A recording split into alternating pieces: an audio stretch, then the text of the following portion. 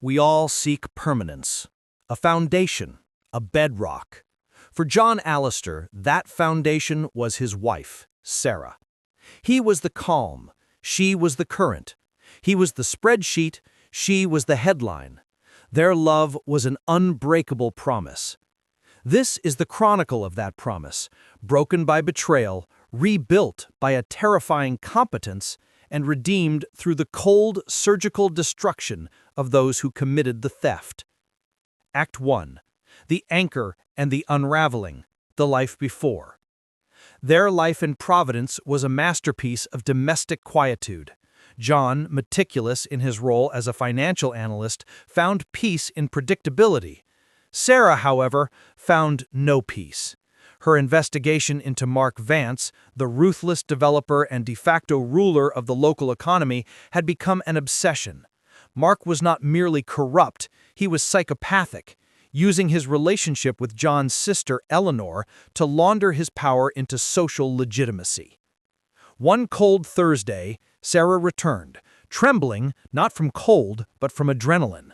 She didn't just have a lead, she had the ledger. It named every corrupt official, every kickback, from Councilman David Kress to the chief medical examiner, CME. "John," she whispered, her voice ragged, "if this comes out, it won't be an exposé, it'll be a bloodbath. I've backed up the files, hidden the drive in the wall safe, and the physical ledger is gone.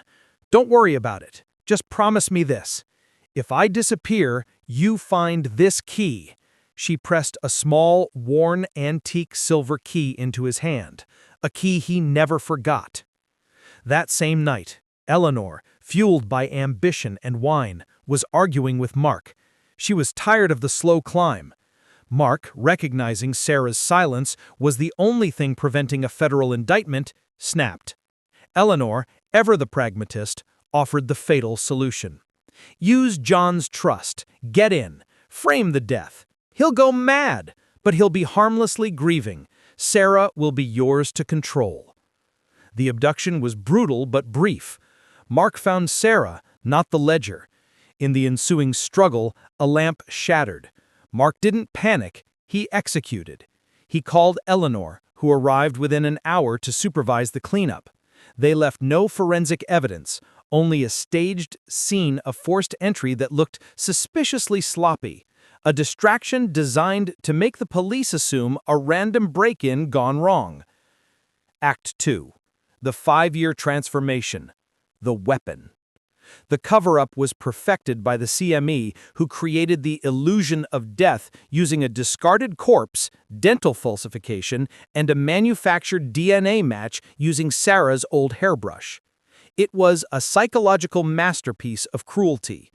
John was handed fragments of her clothing, scorched and smelling of salt and ash. John resigned from his comfortable life and joined the Defense Analysis Group in D.C. He wasn't looking for a paycheck, he was looking for capacity. His transformation was ruthless. He didn't sleep, he studied. He specialized in non-attributable data warfare. His network was his shield.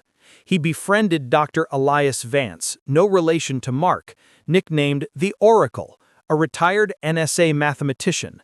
John traded him access to unique system architecture vulnerabilities in exchange for tutoring in predictive algorithmic destruction, how to trigger a system failure months after planting the code. He cultivated Whisper, a former intelligence accountant, trading offshore banking loopholes for deep instruction on financial decapitation. Not theft, but systematic bankruptcy. John's internal monologue was his only companion. He would think, staring at the blurred photo of Sarah, "I am not here to find closure. I am here to ensure that when I move with the finality of a natural disaster. They took her light, I will take their foundations, piece by painstaking piece." His grief became a highly optimized, terrifyingly patient machine. Every favor banked was a round chambered in a silent gun. Act 3. The Hunt. The Trigger and Confirmation. The catalyst was a single encrypted file received 5 years, 6 months later. It wasn't anonymous. It was sent by Felix, the disgraced accountant whom Mark had ruined. The file contained the photograph of Sarah in the brothel's garish confines, and a second, more damning photo of Mark himself, standing at the same location. The accompanying text: "The dead don't know secrets, the living do. She's at the Lotus Estate. Look for the customs security firm." John went dark. Using the Oracle's tools, he analyzed the image compression, tracing the metadata to the highly customized, privately managed server of Triton Security, a firm Mark owned under a shell corporation. He quickly triangulated the location: the Lotus Estate, a heavily fortified compound disguised as a private event space 3 states away. John needed confirmation of life and vulnerability. He couldn't risk a direct assault. He used Chaos, his darknet broker, to identify a disaffected junior administrator at Triton Security named Milo. John didn't break into the system. He broke Milo's reality. John exposed Milo's deep, secret gambling debts to his wife, then sent Milo a burner phone with a single message: "I know about the $40,000. Meet me tomorrow, 2 a.m., Route 17 Overlook. I have a clean exit." Milo, whispering, panicked. "Who are you? How do you know about—" John, calm, low. "I know Sarah Alistair is alive. I know she's at Lotus Estate. I know you run the guard rotation schedule. And I know Mark Vance will bury you deeper than the $40,000 in debts you owe. You tell me the security shift protocols. You tell me the physical layout of Sarah's holding area, and I give you 2 things: a clean, new life in South America and the satisfaction of watching the man who enslaved her burn." Milo confirmed the grim reality.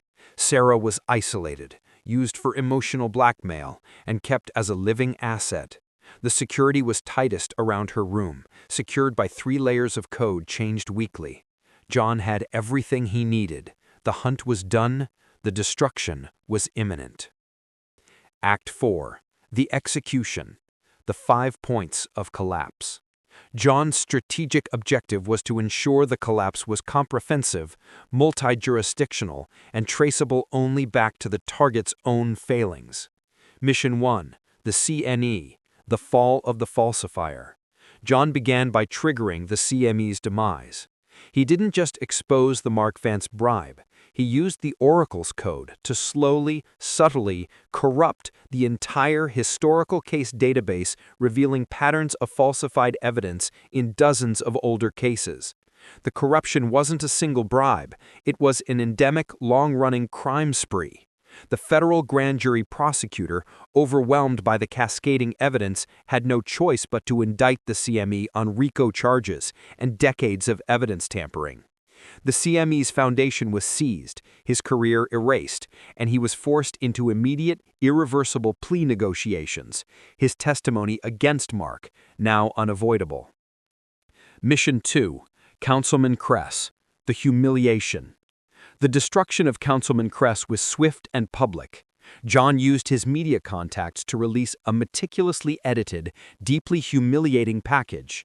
Not just Kress's deaths and affairs, but raw audio of Kress accepting a cash bribe from a known associate of Mark's. The tape was delivered to every major news outlet, timed with the city council's final, televised budget vote. The resulting public outrage was immediate. Kress resigned in disgrace within the hour, facing federal scrutiny and utter social ruin. John had cut Mark's access to the legislative defense system. Mission 3. Mark Vance. The Financial Decapitation. John moved on Mark, who was already reeling. Utilizing whisperous guidance, John didn't just steal money. He used Mark's own offshore shell corporations to indebt him to untraceable sovereign wealth funds in Europe, fabricating massive immediate debt obligations. This created a cascade effect. When Mark's legitimate businesses went to court to retrieve seized funds, they discovered the entire asset base was now legally owed to the sovereign funds. Mark was financially vaporized. His business partners, facing ruin, initiated bankruptcy proceedings against him. Mark was arrested for failure to appear in court and was placed in federal detention, staring at a sentence that would ensure he would die behind bars, penniless. Mission 4, Eleanor Alastair, the psychological prison. Eleanor's fate was John's masterpiece of cold rage. He initiated the social implosion by leaking the evidence of her charity fraud and the confession video to her fiancé's mother, a woman who valued decorum over everything. Eleanor's fiancé left her on the same day her charity was closed by the state attorney general. But John wasn't finished. He ensured her remaining trust fund, a modest sum he himself controlled, was only accessible for basic necessities: rent, food, and therapy. She was barred from high-end hotels, country clubs, and travel. Eleanor was forced to watch from a small, dilapidated apartment as her entire social world continued without her. Her life became a gilded cage of self-contempt and isolation, a fate she could never escape. Mission 5, The Rescue, The Final Silence. The final act was executed by the extraction team John commissioned, a silent, professional unit. Using Milo's protocols, they neutralized the guards, bypassed the layered security, and secured Sarah and the other 3 women held at Lotus Estate. The entire operation took 12 minutes. The only evidence left behind was the silent, locked room where Sarah had been held. John did not take her to the clinic. He went to a remote, safe house deep in the woods, where he waited. The moment of reunion was not a climax. It was a devastating realization. Sarah was physically intact, but her mind was a battlefield.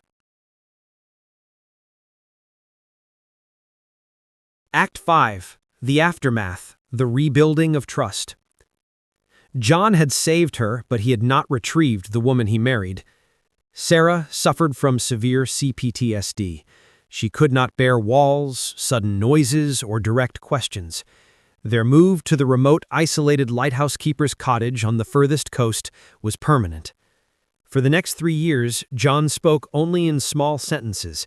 He sold his DAG assets and became a silent fixture, a patient, unwavering presence. Their dialogue was painfully slow. John, quietly. "The window is open. Do you feel the air?" Sarah, voice faint. It smells like salt." "Good. Tell me about the salt." "It's clean." It was a daily struggle to pull her back from the abyss. John's revenge had been his mission. Sarah's recovery became his penance. He never regretted destroying Mark and Eleanor, but he knew the cost of his actions was the simple, ordinary life he had forfeited. Their breakthrough came during a storm. Sarah, huddled and terrified, finally turned to him, not with fear, but with weary certainty. "John, the key, the one I gave you, the key to the safe, do you still have it?" "I do. It's in the clock on the mantelpiece." "Good, good. I need you to keep it. Keep the secret. Keep the key. You kept your promise." In that moment, the anchor settled. Their love was no longer defined by passion or ease, but by shared survival and absolute fidelity. John, the meticulous avenger, finally found his final quiet purpose: protecting the fragile, salvaged light of his wife. They were permanently scarred, but they were irrevocably together.